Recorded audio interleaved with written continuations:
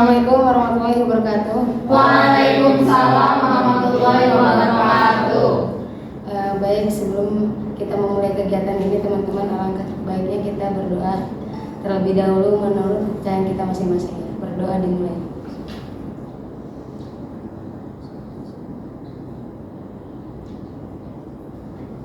Berdoa selesai. Baik teman-teman, sebelumnya saya mengucapkan terima kasih kepada teman-teman karena sudah datang di dalam kegiatan. Baik teman-teman, nah sebelum memulai kegiatan ini, alangkah baiknya kita perkenalan terlebih dahulu ya, agar saling mengenal. Ada pepatah mengatakan tak kenal maka tak sayang ya. Nah, jadi perkenalannya itu melalui permainan. Jadi misalkan nama saya Gina, terus nama kakak siapa tadi? Aji. Nah, nama kakaknya Kak Aji ya. Nah, misalkan nama saya Gina, terus Kak Aji bilang Gina, nama saya Aji gitu. Nah, dan seterusnya ya. Sudah paham teman-teman? Paham. Baik, nama saya Gina. Gina, nama saya Aji. Gina, nama saya Adit. Ih, sama aja namanya. Ribut, Gina, Adit. Jadi Kak Adit bilang gini, Gina, Aji, nama saya Adit. Ya. Gina, Aji, nama saya Adit. Gina, Aji, Adit, nama saya Mauza. Gina, Aji, Adit, Mauza, nama saya Dinda. Gina, Aji, Adit, Mauza, Dinda, nama saya Nida. Gina, Aji, Adit, Mauza, Dinda, Nida, nama saya Nabila. Gina, Aji, Adit, Mauza, Dinda, Nida, Nabila, nama saya Yuna. Gina, Aji, Adit, Mauza, Dinda, Nida, Nabila, Yuha, nama saya Laila. Baik, apa kalian sudah saling mengenal nih? Sudah.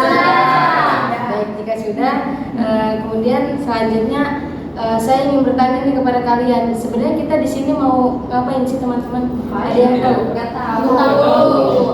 Jika belum tahu nih ya, saya izin menjelaskan terlebih dahulu. Nah, kita di sini akan melaksanakan bimbingan kelompok. Nah, bimbingan kelompok itu apa sih teman-teman sebenarnya? Ada yang tahu tidak? Belum Tahu sih, belum tahu ya. Nah, jadi bimbingan kelompok ini suatu layanan yang dilaksanakan secara berkelompok dengan melalui pemimpin kelompok dan anggota kelompok. Di sini saya sebagai pemimpin kelompok dan teman-teman sebagai anggota kelompok. Apa kalian sudah paham teman-teman? Sudah. Nah, jika sudah, kemudian di dalam bimbingan kelompok ini ada dinamika, tujuan, asas dan lain-lain. Nah, kalian di sini juga di bimbingan kelompok ini bisa untuk mengembangkan potensi kalian, untuk berani berbicara di depan umum nantinya, bertukar pikiran, bertukar pengalaman gitu ya. Nah, dan saya harap juga kepada kalian ya, tidak usah takut bahwasannya obrolan yang kita diskusikan di sini akan diketahui oleh pihak luar. Nah, karena di dalam bimbingan kelompok ini ada dua asas yang lebih dominan ya, yang lebih dominan yaitu ada asas keterbukaan sama asas kesukarelaan. Nah, saya harap juga ya teman-teman di dalam kegiatan diskusi ini untuk turut aktif ya, jangan diam gitu ya. Jadi biar suasananya juga lebih efektif gitu tuh, lebih menyenangkan gitu ya. Kita santai aja di sini ya teman-teman ya. Nah, apa kalian sudah paham tentang sudah. Nah, baik teman-teman. Nah, kesiapan teman-teman untuk melaksanakan bimbingan kelompok ini apakah sudah siap? Sudah. Baik, jika sudah siap nih, di dalam bimbingan kelompok terdapat dua materi. Nah, yang pertama ada topik bebas dan topik tugas. Nah, apa sih topik bebas dan topik tugas itu? Nah, saya menjelaskan dulu ya teman-teman. Topik bebas yaitu topik yang dari kalian gitu tuh. Topik yang diajukan dari kalian. Nah, nanti disepakati. Nah, sedangkan topik tugas yaitu topik yang diberikan oleh pemimpin kelompok. Misalkan saya sebagai pemimpin kelompok, saya akan memberikan tugas kepada teman-teman gitu tuh. Jadi di sini saya akan memberikan pilihan kepada teman-teman ingin melaksanakan topik tugas atau topik bebas. Tapi Tugas saja. tugas. Tugas ya. Baik, topik tugas ya. Baik, kalau topik tugas di sini saya akan mengambil dari pergaulan bebas. Apakah teman-teman setuju? Setuju ya. Sebelumnya ada yang tahu nggak apa itu pergaulan bebas? Saya tahu. Iya. Baik, Teh Nida ya. Ya, Nida. Saya ingin berbicara ya, soalnya emang apa sih pergaulan bebas ini emang udah marak-marak di kaum remaja gitu kan. Jadi emang pergaulan bebas itu orang-orang yang misalnya masih remaja lagi nakal-nakalnya gitu tuh, masalah yang lagi nakal-nakalnya gitu. Jadi orang tua juga untuk generasi Z ini rada susah gitu untuk ini. Jadi kita harus tahu nih gitu. Jadi itu sih. Oh Berarti kurangnya menurut Tenidan ya, kurangnya pola didikan dari orang tua juga gitu ya. Soalnya susah juga sih ya sekarang kan. Iya sih, Baik, benar kayak- apa kata Dida, bahasa pergaulan bebas itu banyak berbagai faktor ya yang mempengaruhi. Yang contohnya dari pola asuh ya, Pola asuh. terus dari lingkungannya juga yang bebas, terus dari kitanya sih. Iya. Baik, menurut Tela tadi ya, pergaulan bebas itu bisa disebabkan dari pola asuh, lingkungan, dan lain-lain atau enggak dari kita sendiri gitu ya. Nah, ada yang lain? Mungkin karena yang tadi sebutin Nida sama Ella juga kan namanya masa masa remaja ya, itu masa-masa yang memang sangat bukan rawan ya, masa-masa puber gitu ya, masa-masa puber yang memang hawanya memuncak gitu, apa yang dilihat itu kayak pengen ngikutin gitu, jadi kadang harus ada yang mengontrolnya juga gitu, ya utama tadi pola asuh ya kan, mungkin itu sih. Jadi dapat disimpulkan bahwasannya pergaulan bebas juga ini ya, yaitu harus adanya pola asuh dari orang tua gitu tuh ya, agar tidak terlalu bebas anak-anak gitu ya. Kemudian kita juga harus bisa menjaga diri kita, mengatur diri masing-masing gitu ya. Iya, kayak pergaulan bebas contohnya yang lagi viral sekarang ini loh, yang katanya Loli itu. Oh sih. Oh iya, sama gara-gara faktor apa sih itu? Itu karena dari Uang ya? dirinya sih. Iya, uang juga. Karena nggak diizinin juga sama Nah, iya. bebas. Tuh, gara pergaulan bebas juga. Itu juga mungkin itu juga salah satu contohnya ya. Jadi kita selain tadi kata Tela pergaulan bebas itu contohnya kayak Loli dan siapa Fadel ya, Fadel. Itu ada lagi nggak contohnya yang lain gitu? Mungkin ini ya kayak tawuran. Tawuran termasuk faktor ini ya, maksudnya pergaulan bebas ya, maksudnya yang kurang pengontrolan juga, tidak bisa menahan diri, jadi ikut-ikut kayak geng A, ikut-ikut B gitu kan ya. Setiap malam keluyuran gitu kan nggak jelas ya, akhirnya merusak lingkungan masyarakat gitu kan. Kayak gitu. Baik, tadi menurut Kak Haji itu tawuran ya, katanya.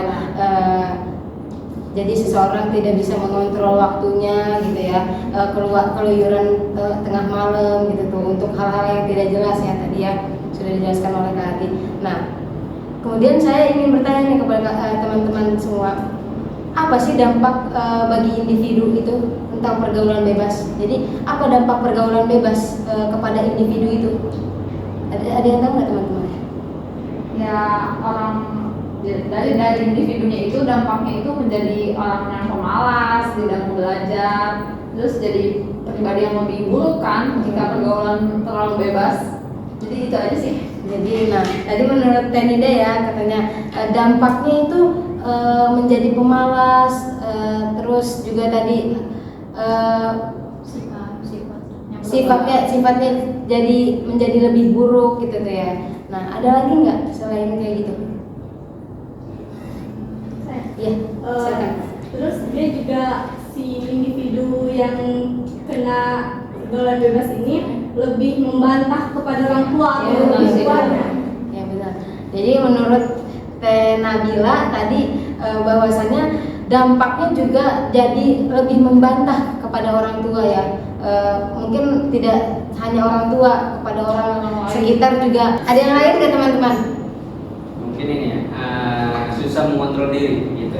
Kadang emosi, kadang ya tadi yang menurut Nabila itu suka membentak yang lebih tua gitu kan. tidak menghormati dan apa ya, efeknya jadi susah diatur Ya. gitu.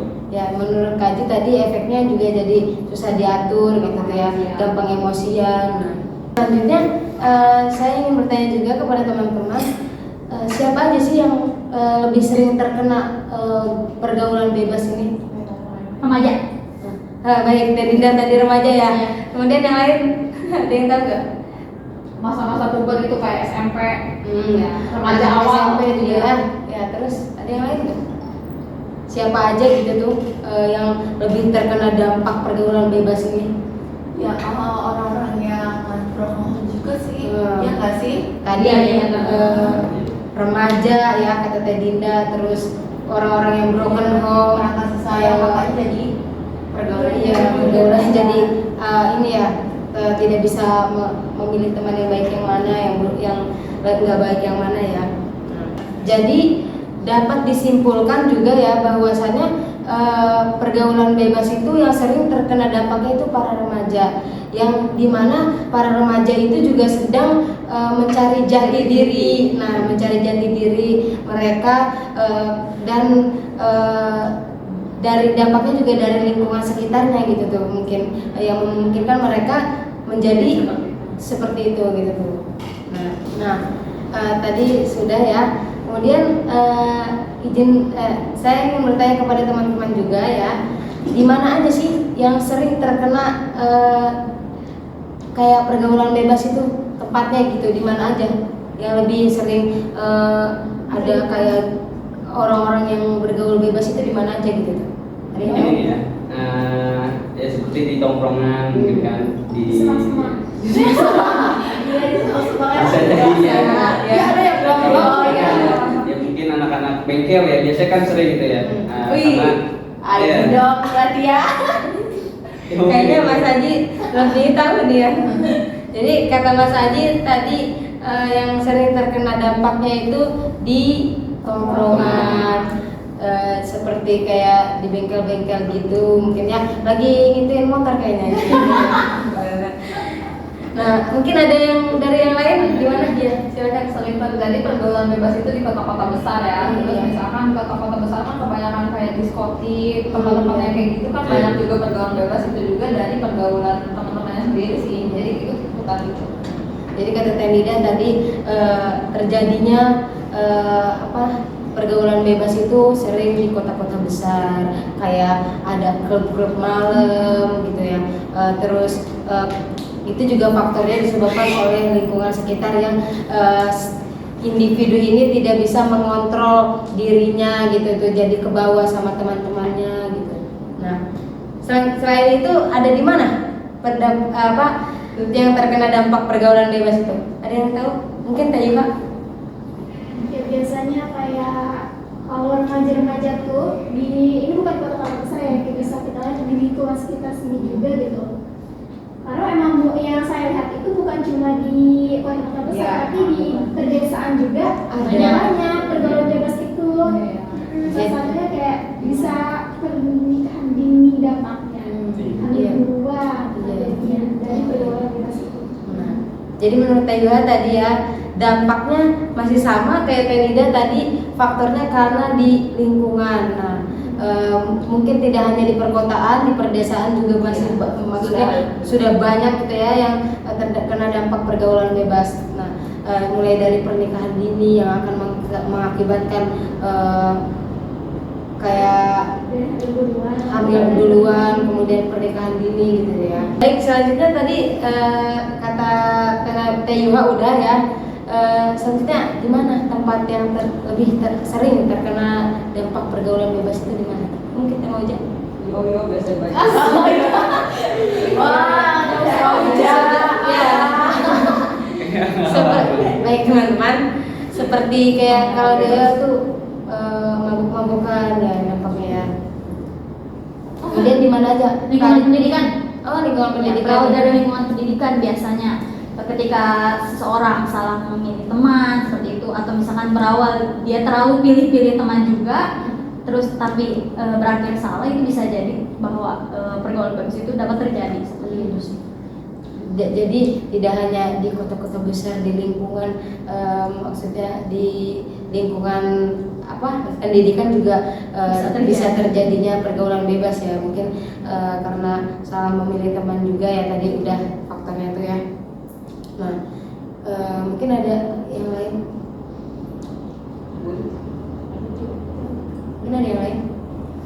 Mungkin saya hampir sama ya sama Teh Dinda gitu di lingkungan pendidikan karena terutama di sekolah-sekolah seperti kayak SMK gitu kan, yang notabene ya di daerah-daerah sekitar ada sih beberapa SMK gitu yang sering melakukan rutinitas gitu ya, di setiap hari Jumat itu terkadang setelah pulang sekolah itu melakukan aksi tawuran gitu antar sekolah. Jadi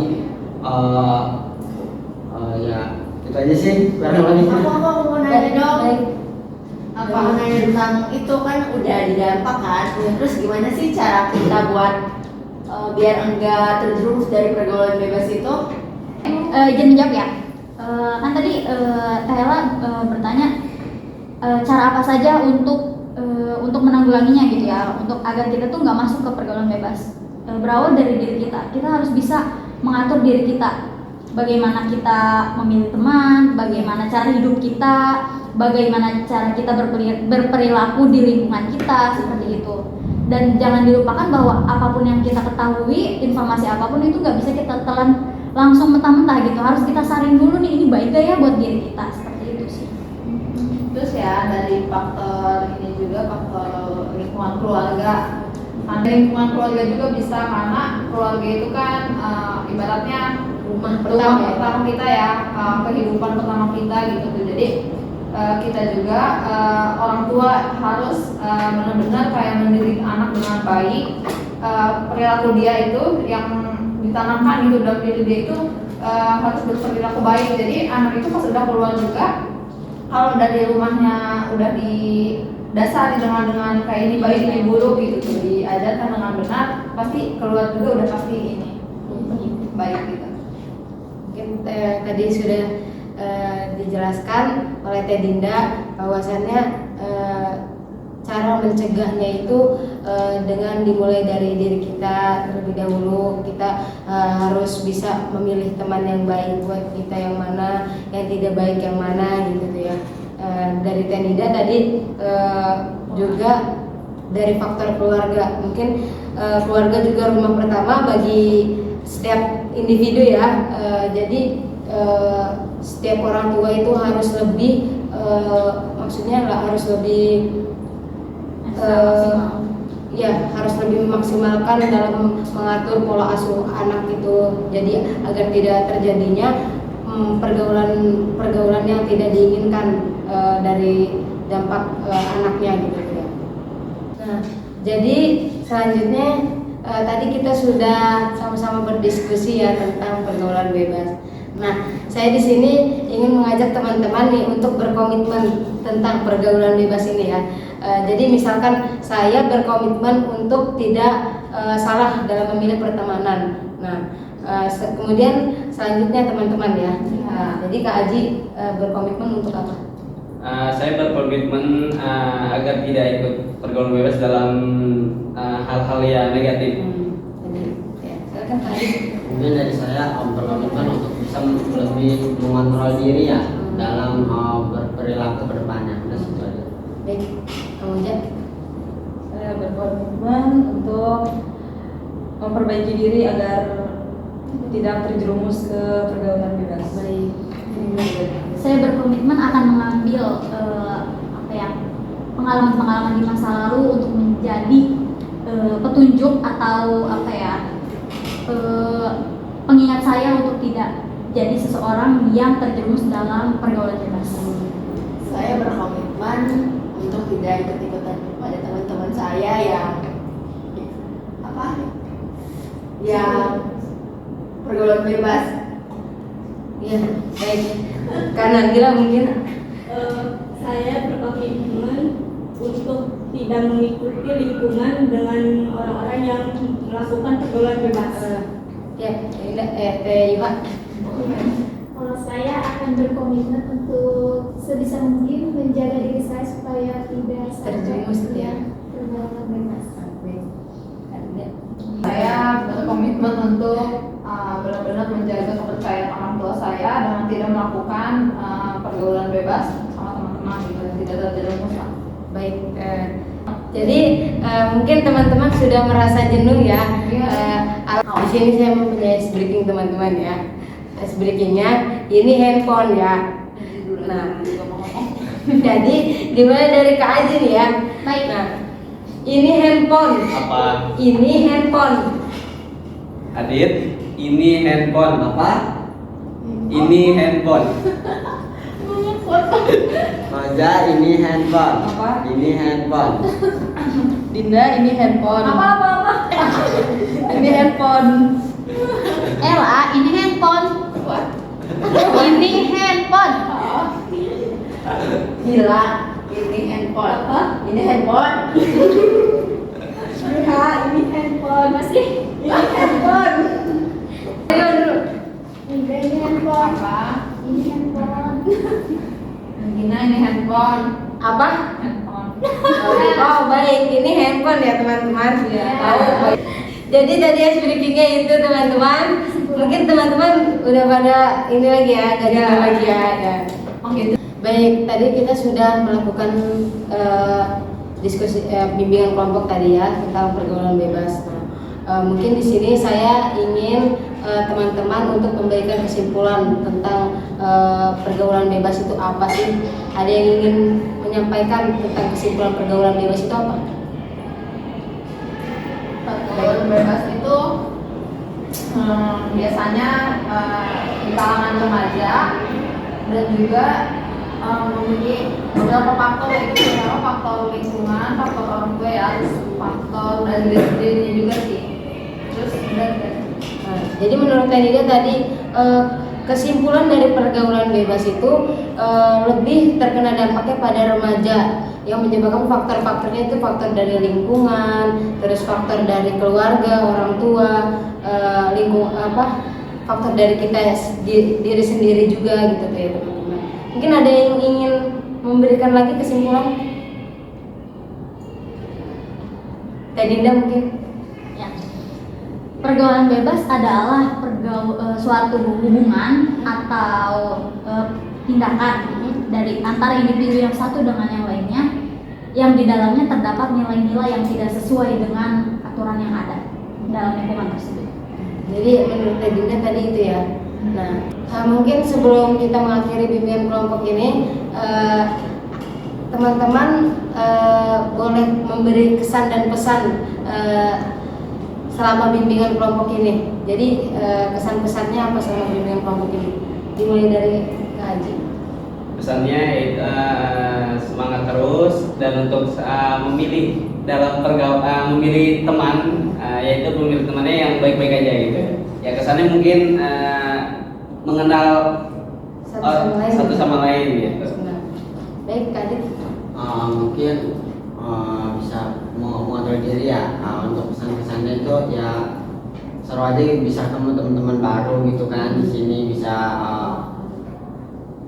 saling berdiskusi gitu ya. Dapat ya itu aja. Baik, kamu aja. Intinya bisa mengontrol diri. Pokoknya jangan terjerumus ke pergaulan bebas. Terus kesan-pesannya ya senang lah bisa ngikutin kegiatan bimbingan kelompok. Ya, baik. Mungkin Kak tidak. Baik, pesannya yaitu jadilah diri sendiri tanpa harus mengikuti orang yang ada di sekitarnya. Kalau kesannya itu ya senang banget dan bahagia sih, tentunya bisa diskusi sama teman-teman yang alhamdulillah ini hebat banget sih dan seru banget sih. Yang dari Kayla. Pesannya sih jangan terjerumus dari pergaulan bebas lah, terus pesannya seru. Ya. Terus karena bilang Pesan itu jangan mengikuti orang-orang yang memiliki pergaulan bebas. Pesannya itu senang bisa mengikuti bimbingan kelompok ini dan mendapat ilmu baru. Baik. Terima kasih Kak. Sekarang Oke. Kak. Pesan kesannya selama mengikuti kegiatan dengan kelompok ini menurut saya sangat menyenangkan ya, nambah wawasan, terus bisa mengenal teman-teman yang baru. Pesannya untuk kita semua tetap jauhi pergaulan bebas. Baik, terima kasih Kak. Kan Ida. Saya pesannya itu senang sih dapat pengalaman baru, teman-teman baru. Terus pesannya tetap ingat orang tua kalian, jangan mengikuti pergaulan bebas. Baik, mungkin sama-sama sudah memberi kesan pesan ya.